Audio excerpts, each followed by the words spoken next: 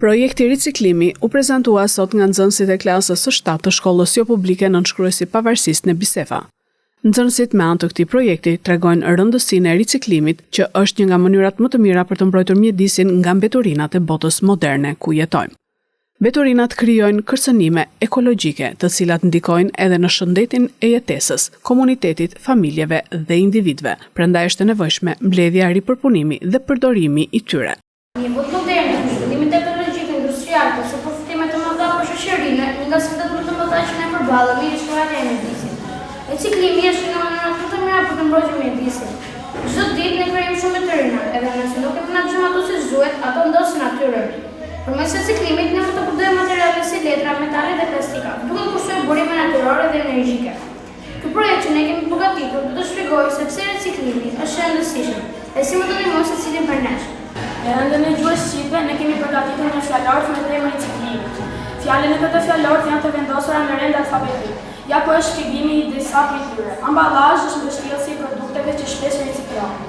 Berllog është një material i padobishëm që riciklohet. Cikli jetësor është jetëgjatësia e çdo produkti deri në momentin kur ai është gati për të ricikluar. Dhe disinfektim është heqja e mikrobeve nga mbeturinat që janë gati për të ricikluar. Nxënësit projektin e bazuan tek lëndët mësimore dhe e plotësuan me materiale vizive të punuara nga ata dhe me shembuj konkret si veshjet me materialet e ricikluara që i shfaqën para nxënësve, prindërve, mësuesve, të cilët ndoqën me interes prezantimin. Në ndërtuar të veshje, ne kemi selekcionuar aplika përkatëse. Më pas kemi marrë mjetet dhe kemi ndërtuar. Punën që ne kemi bërë ka qenë një punë grup, ku kryesisht janë përfshirë vajzat, por ndonjëherë na është dashur edhe ndihma e tjerëve. Tek veshja e parë ne kemi përdorur gazeta dhe kapse metalike. Tek veshja e dytë ne kemi përdorur dy qeska në ngjyra të ndryshme. Tek veshja e tretë dhe katërt kemi përdorur qeska ku janë gjithë disa të drejta, për të treguar që bota jonë është për ngjyrat e të drejta. Mësuese Anila, e kënaqur nga puna e nxënësve të saj, theksoi bashkëpunimin mes nxënësve dhe mësueses për realizimin e projektit.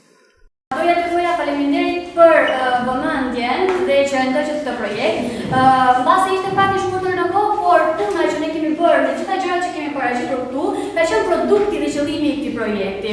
Dhe unë kam ndier nga afër dëshirën e tyre dhe përkushtimin që ata kanë treguar për të realizuar të gjitha këto.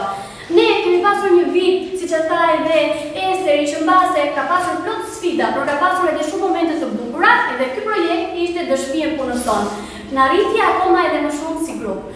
Unë dua t'ju falenderoj të gjithëve, prindrit, mësuesit, të gjithë stafin tonë që kanë punuar me nxënësit në lëndët e tyre specifike. Dua të falenderoj edhe unë gjithashtu drejtorinë e shkollës, e cila është gjithmonë afër nesh për të na mbështetur në çdo aktivitet tonin.